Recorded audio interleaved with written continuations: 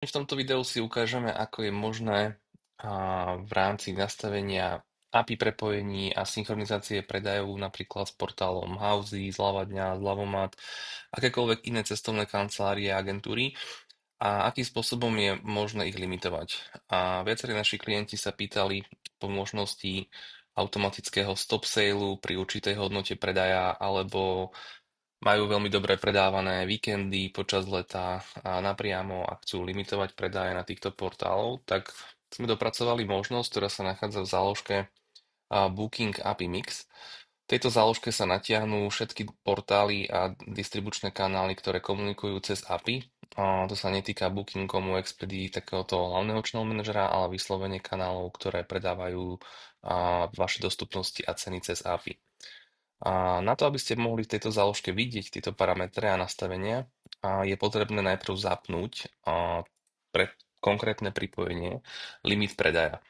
Čiže defaultne, ak vytvoríme nového používateľa pre API, ktorý sa dostane do vášho systému a vidí vaše dostupnosti a ceny, ako sme si ukazovali v minulom videu, že je možné nastavovať cenový koeficient, čiže o niečo navyšovať alebo ponižovať ceny.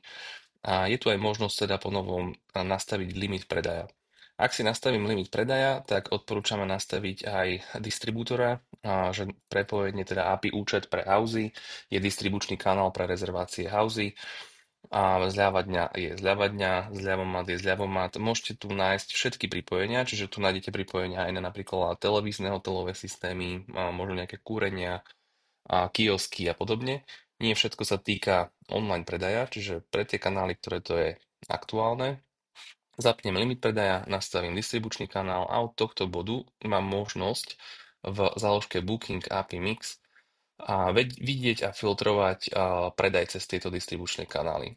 Môžete nastaviť pre každý kalendárny deň maximálny počet izbonocí, ktoré chcete cez tento distribučný kanál predať.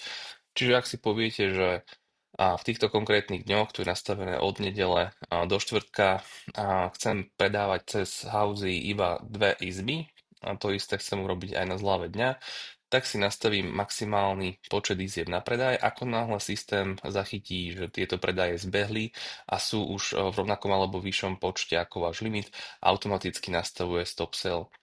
Tento stop sell môžete samozrejme vyklikávať, zapínať, vypínať aj ručne, čiže vy si môžete povedať, že pre ktoré konkrétne termíny ten predaj zastavujete a jednoduchým uložením pod kalendárom to nastavíte. Sú tu samozrejme k dispozícii hromadné úpravy, pretože väčšina z vás to rieši sezónne a hlavná sezóna, mimo sezóna, čiže dokážete si nastaviť kľudne aj celý rok dopredu 2025-2026 na všetkých portáloch.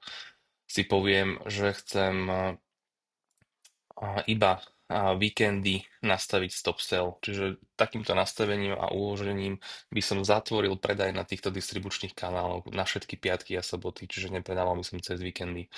Ak chcem iba limitovať predaje, tak si napríklad označím iba týždeň, nastavím, že chcem cez týždeň predávať ale maximálne 4 izby, nechcem tam nastavovať stop sell.